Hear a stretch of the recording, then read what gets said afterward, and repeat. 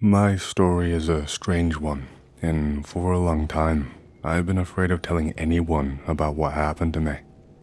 I was frightened that I might be found, or even that the police might arrest me, and that I would go away for a long time. I used to be a driver for a pretty wealthy man. I could not tell you his identity even if I wanted to.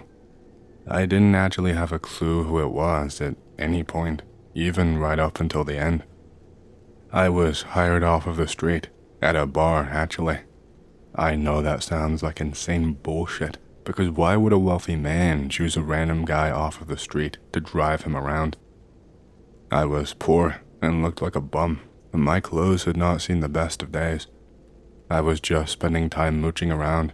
I could not even afford to buy myself a drink, so I was just stone cold sober, talking to the bartender and just sitting around, trying to see if I could convince anyone to buy one for me, to see if anyone would give in to my little sob story. On multiple occasions, I had been tossed out of there for that, and the bartender absolutely hated me. It was this small little place, owned by a local family. I don't want to mention where this was, just in case something happens to me. I don't want to say too much that would give me away, location-wise, that is. I know this story will undoubtedly identify me. Anyway, there was this guy who I'd seen come in a few times over that week, a completely new face. This was not the man I worked for, by the way. I guess he was a recruiter, a scout. You can call him whatever you would like. Something like that, anyway. He would come in and scope out the place, make small talk with a few people, and then just leave. He never ever ordered a drink and never stayed for long. He kept coming back at the exact same time over the next couple of days, doing the exact same routine. One night, the bar was dead quiet, and he came and sat next to me on a stool. It's funny because I had been thrown out and told never to come back just the day prior, but the bartender just let me back in this night. He said I was welcome to sit inside. It was really strange looking back on it. That place was usually at least half full, even during the weekdays. It was like a little traditional get-together place where people in the area would talk and relax, have lunch, or relax after work. But today, just me and the bartender, and then this guy walks in and sits right next to me. The bartender even fixed me a drink at no cost since he had no other customers. I should have been alarmed right then and there. But when you're dirt poor and someone is giving you a freebie, you never really stop to think and ask questions in the moment. We made some mindless small talk for a little while, and eventually, he told me that he wanted to offer me a job. I was shocked. He asked me if I could drive, and I said yeah. He told me he wanted to give me a trial. I obviously asked him what the catch was, and he said that he would explain during the trial. He said that all I had to do was get in the car and drive him to a location that he asked for. I was not allowed to speak unless spoken to. I was not allowed to question anything. This guy, I don't think his appearance really matters since he was not the man I was working for, but he had quite an aged face. He had a scar running horizontally underneath his right eye and a little bit of gray stubble. He was a very stern-faced man, but again, I don't think it's very relevant. He made this motion to the bartender, who proceeded to leave from behind the bar and go into the back room. He told me the money that he would pay me just for the trial, and I told him let's go right now. On the way, he explained a little bit more about the job, different rules. He told me that the client was eccentric and particular were the words that he used. He told me that if I ever made comments or refused to do anything, I would be fired on the spot, etc. I ended up driving this guy around 30 minutes away to an abandoned parking lot way out in the middle of nowhere. He handed me a full-on phone, like one of those cheap shitty ones you could just throw away and not care about. He told me to wait for the phone to ring and I would have a job. I was ecstatic, but at the same time, this asshole kicked me out of the vehicle and made me walk all the way back home. My legs were so sore by the end of that. It took probably only around a week for the first job to come my way. I want to skip over a lot of boring parts. The guy who hired me, he handed me this box full of something. He told me to put it on and get in a specific car parked outside.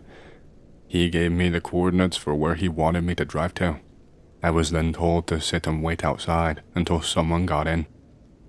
That was it. That was all I had to go on. Inside the box was some kind of weird mask. It was like this ornate thing. It was not ceramic, but it was expensive looking. It looked to have been molded and was made to fit a specific face. There was not really anything interesting about it, except that it was white and had these markings on it. The thing only had holes for the eyes and the mouth and nothing else. I asked why the hell I had to wear something so stupid, and the guy suddenly just got really annoyed. He shot towards me, grabbed me by the collar, and then shoved me up against the wall. He looked furious. He told me that I was told explicitly not to ask questions or question anything, that I had to do whatever I was told without hesitation. He then released his grip on me and told me that he was doing me a favor, that I needed to get this right for my own sake or that I was done for. Those are the exact words that he said to me. I put the thing on, I walked outside, and then I drove for around an hour to this property, way out into the sticks. I don't remember the exact make of the car, and that's because the car was different every time. It wasn't ever anything fancy. It was usually just something the average suburban mom would drive, or sometimes a shitbox. Because of this, I was pretty convinced for a while that I was working for a drug dealer. That did not turn out to be the case. I must have sat outside this property for around an hour before a man finally got inside. He had this long, brown wooden cane that he used to walk. He was wearing a mask too, completely different from mine. This one was actually black instead of white and had different carvings on it too. There was like a spiral on one of the cheeks and some weird symbol on the other that I don't know what it was. He was probably of average height and average build. There is nothing I can remember about him that would ever point me to who he actually was. When he got inside the back of the car, he just said to me, "Drive." Most of the time, I was not permitted to stay in the car. I had to follow along with him or whoever else was there and be a witness, is what he called it. I'm not sure why. Why me? Why not anyone else in the world? What did he need some poor white trash asshole for? This first job, I ended up driving this wealthy man, who I will just refer to from now on as WM, all the way out to a different state. It took hours, and I eventually pulled in outside this big warehouse-type building. I was forced to walk ahead of WM and enter the building first. There was a man standing near the center of the first room. The light inside of there was barely even working and was just flickering on and off. I took around 2 or 3 more steps, and WM just said, "Wait," and then sauntered off to meet the other man. I was not fully in earshot, so I did not catch the entire conversation. WM had a briefcase that he was carrying with him. It was this big thing, brown, looked like expensive leather. I remember hearing him say something about, "You missed a payment," and then he opened up the contents of this briefcase and emptied the entire thing on the floor. The other man, from what I could make out, he looked like he had gone really pale. His eyes were wide, and I could see that he had already started to tear up. He launched into this spiel, begging WM for more time, saying he would do any favor that he asked, which I'm not sure what that meant. Before the man could even finish, WM struck him across the face using the briefcase, and the man was bleeding from his nose when I saw his face again. WM told him something about working the heat. That is, word for word, what he said. The man was still sobbing. He looked like he wanted the ground to swallow him whole. He started speaking and said something to WM along the lines of, "Not there, please. I will scout for you. Terry knows where I can..." And then WM hit him again. WM told him that he would not ask again. He threw something at him. It looked like a piece of scrunched up paper, and then he walked away back towards me. He stopped right in front of me and said to me, "Do I need to tell you when to wipe too?" And he made a motion for me to walk through the door. I drove him back to his property, and then I was made to drive the car to some random place in the forest, and then I was told to walk back. I was told to remove my mask and place it in the trunk of the car and then walk. The amount of money that they paid me, I could hardly even believe it, but they put it into an account that they controlled. I flipped when I found out about this, but I was told that it was part of the deal. I had to ask for permission to use the money to buy something. They said it was to help maintain order. The items he emptied from that briefcase, I could not see all of them. I know that one of them was a pair of underwear. It looked like they were stained with something. One of the other items looked like a toothbrush, and then I remember I saw some kind of a rag drop to the ground, like a handkerchief of some kind, but clearly used. That is all I can tell you about that job. I wish it ended there. I did this for a good few months. It mostly just involved meetings like this. Some people would be angry and get roughed up. Sometimes I would transport multiple people. Sometimes not even WM at all. One of those times, I transported 3 men with masks similar to mine. Only, we did not end up driving to some abandoned place. We ended up driving out to this big plot of land out in Michigan. It was this really nice property, almost like a homestead, with an attached farm. Again, I had no idea on what was supposed to happen or what I was supposed to do other than driving out there. I really wanted to wait in the car this time. On the drive up, I saw a couple of children's bikes left out in the field just a short walk away from the property, and I had a horrible feeling.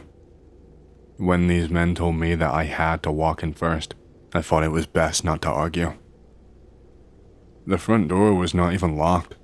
This property was miles away from the nearest neighbor.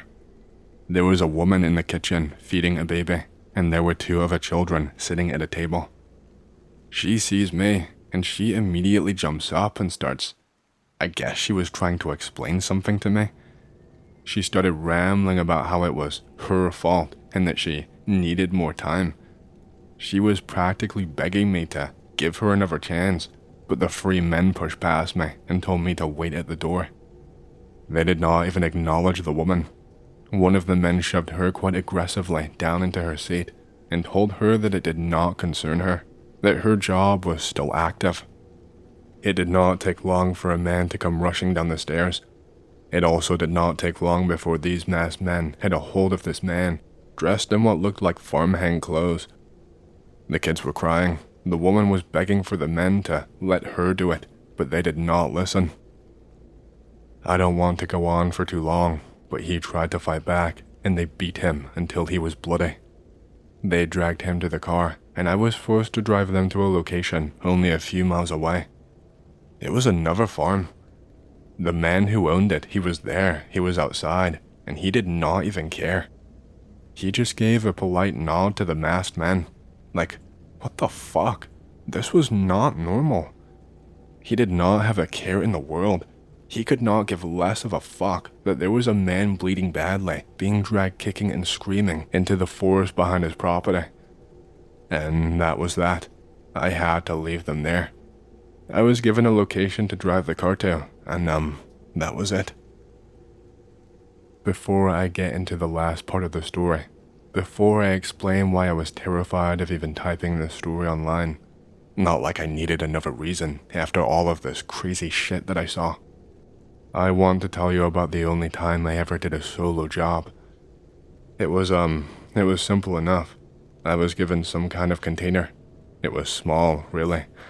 I was told explicitly not to open it, otherwise my job would come to an end. It could not have been much bigger than one of those boxes that you would get jewelry in, like if you were buying a small necklace, one of those that has a hinge that opens up. I was given an address, a face that I was supposed to see, and then this next part. I was told that I had to give them proof I had done the job right. I apparently had to prove I was not pretending about completing the job since I didn't have someone to supervise me. When I asked, I was told that a picture on the cell phone I was given would suffice. Just a picture of the client opening the box. And so I drove out there. It was just one town over from where I lived actually. I knocked, but the door was already ajar. It was like a hoarder's home.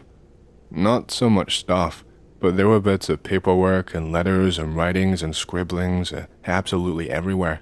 Textbooks and manuals stacked high to the ceiling. The man who met me, he did not even talk to me.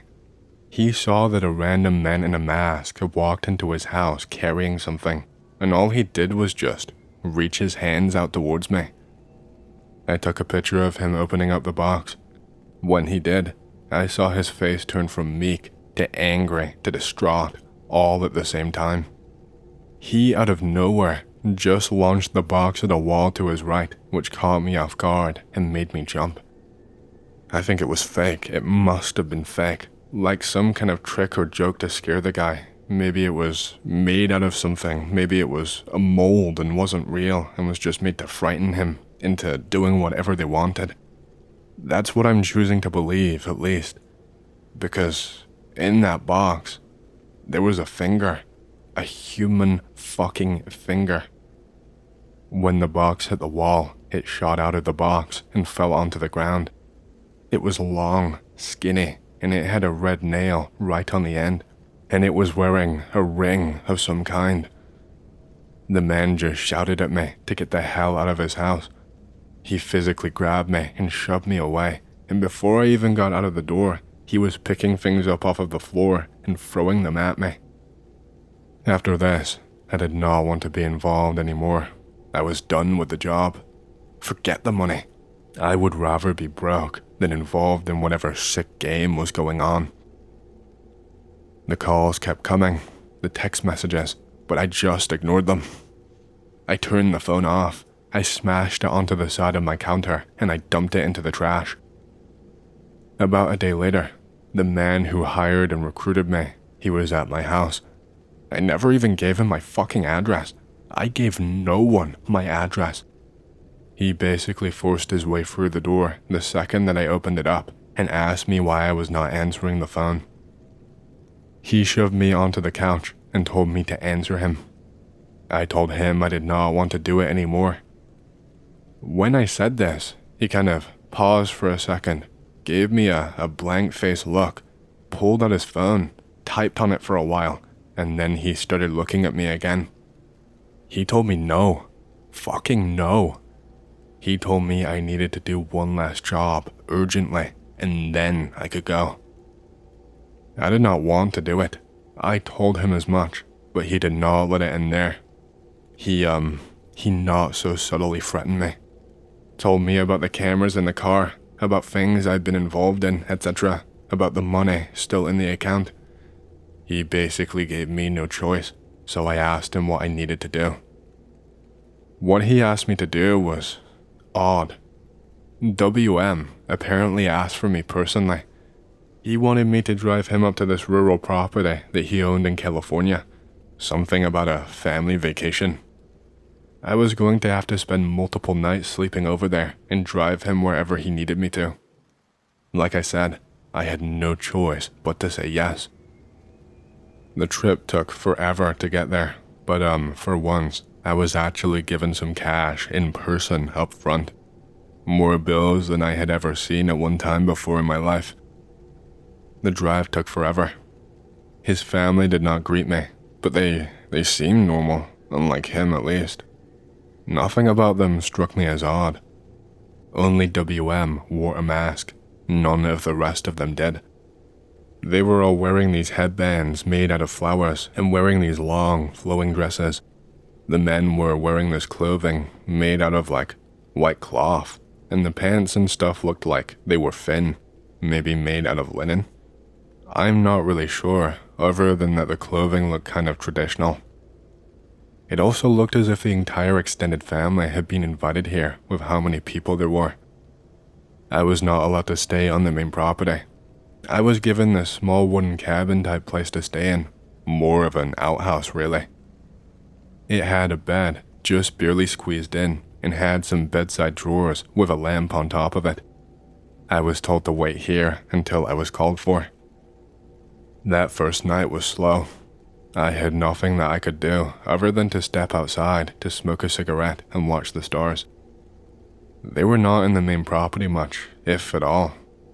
I could see that deep into the forest they had a fire lit and they were really loud, mostly singing in a language that I did not know and laughing and things.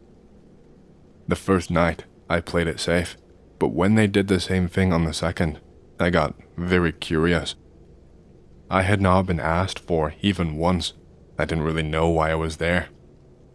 I'd had some unknown grilled meat delivered to me on a paper plate a few times throughout the day and given a glass of water. I never ate any of it. I don't know why.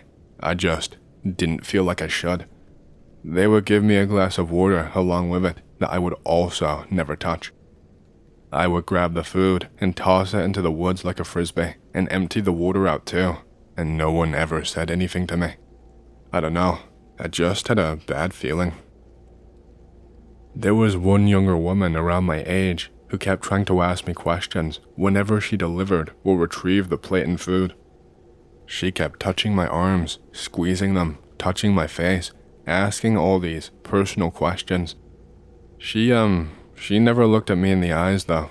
It was really weird. She was always just staring at my arms, or at my chest, or my thighs, or something like that. She was obviously a weirdo, and I just tried to keep it as polite as possible. But yeah, the second night, I was roused awake by some kind of instrument. It sounded like someone playing a flute. For the most part, the music sounded really beautiful, like something you would hear played at like a traditional cultural festival or celebration. But every so often, it would suddenly sound like someone was playing it really badly on purpose for just a few seconds, and it would really hurt my ears. I wandered off and eventually made my way deep into the woods. I was curious. I thought that I would take one peek, get bored, and then head straight to bed. The grass and everything all around the area was so tall and thick, it was like natural coverage.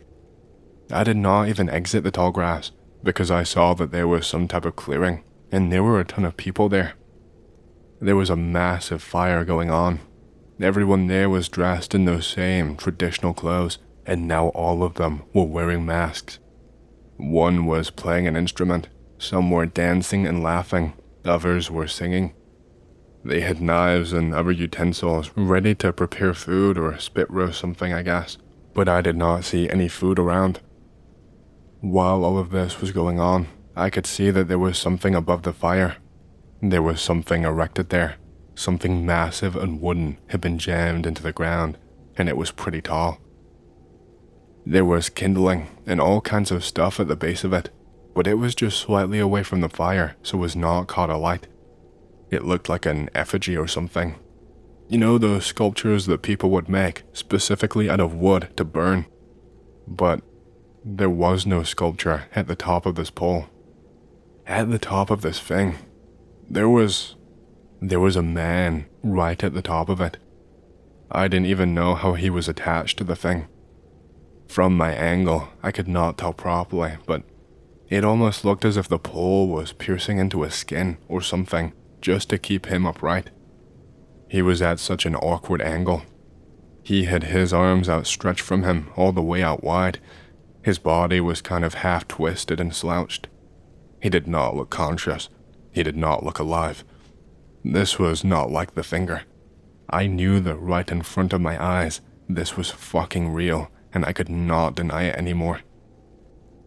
These people never stopped. They just carried on dancing. I just ran back to my cabin to scramble for the keys to the car. When I was trying to grab them, I could hear footsteps coming from the direction of that camp. It sounded like multiple people, and there was a female voice calling out my name. It sounded so gleeful. It was telling me that she had something to show me, that I should come and join in on the family fun.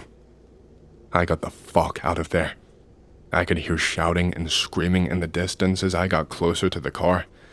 I heard more people, more voices, louder footsteps. I half expected that the car would not start anymore, but it did. I drove and I drove to somewhere random, and I left that car there. I did not dare go back to my house to get any of my things. All that I had to get by was the cash that I had in my hand. Even just spending some of that cash to get to a different state and get the hell away from everything frightened me. I was convinced that even spending a dime of it in a local store would let them track me down across the entire country. They never came, thankfully. I know it sounds really stupid, but I never told the police. What evidence did I have? They would just throw me in jail or put me in a mental hospital, or worse, maybe WM would finally find me. I was paranoid. I was convinced that he knew everyone somehow. I was convinced that if I told someone what happened, then they would somehow know who I was and tell him. I was a wreck for years, barely able to even hold on to a job. I even spent some time homeless before finally getting my shit together. I'm sorry that I cannot tell you much more. I'm sorry that I don't know who the hell WM was or what was even going on. I don't know what he was a part of, but whatever it was, I want nothing to do with it ever again. Most of you will think that this is bullshit, and that's fine, but I had to finally type this down somewhere. It was haunting me. Oh, I almost forgot this detail. It didn't really seem relevant when I was scrambling to type all of this up, but I guess it was. The man that I saw hanging there, attached to that pole, I had seen his face before. That was the exact same man I had delivered the finger to weeks before all of that happened. I knew it was his face. I could not ever forget that damn face, and now, I don't think I ever will. I see it when I close my eyes. I did that. It was my fault. And all for what? Some money that I will never even get a sniff of anyway. I traded my soul and got nothing in return. I am a monster. Okay, so this one is not exactly the scariest story ever, but I was working a pretty shitty warehouse job. I'm pretty new to the job. There is this old guy who only gets hired about a month after me. His name is Pete. I noticed that he seems kinda off, kind of like he is not all there. He never does any work at all. He just stays out back behind the warehouse, stapling and hammering and taping together useless spare items, building a trash sculpture basically. I finally asked someone about him, what's his deal all about. It turns out that Pete's an ex-employee. All the others knew him from way before I started. He'd worked at that warehouse years ago, but apparently he lost his marbles and ended up in a halfway house. Before that, Pete used to be a warehouse manager in charge of deliveries. He was kind of a head guy, very well respected. People said that he was really fair and never asked anyone to do anything that he could not do himself. One of those rare, 1 in a million managers. Anyway, one day there is some bullshit that needs to be done overnight. Pete says he will take care of it. The next morning, he is found out back behind the building. The back of the building does not face anything. It's just a big wide open field with a crumbling freeway built on it. The freeway was never finished, so it just comes to an end in the middle of the field. It's very surreal actually. It gives off urban dystopia vibes. When Pete is found, he is just staring at that big open field and freeway, repeating the same nonsense to himself over and over. Long story short, he ends up very mentally not all there. He also tends to fall into these daydreams from time to time, repeating the same babble to himself. Pete can get around and do little everyday things, but he cannot take care of himself, and he also can no longer hold a job. My boss always liked him, so he hired Pete every summer to help him out. Now, Pete gets paid minimum wage to sit out behind the warehouse building his sculpture. When he's not doing that, He just stares off into that field, repeating the same nonsense to himself. So, one day he's just doing that, and then the next day, he does not show up to work anymore. My boss asks around. They say he disappeared from the halfway house. His roommate did not even hear him leave that night. Nobody else saw him leave either. That same morning, I find his sculpture out back, and it is all demolished. Like I said, not really that scary, but I wonder what happened to the guy.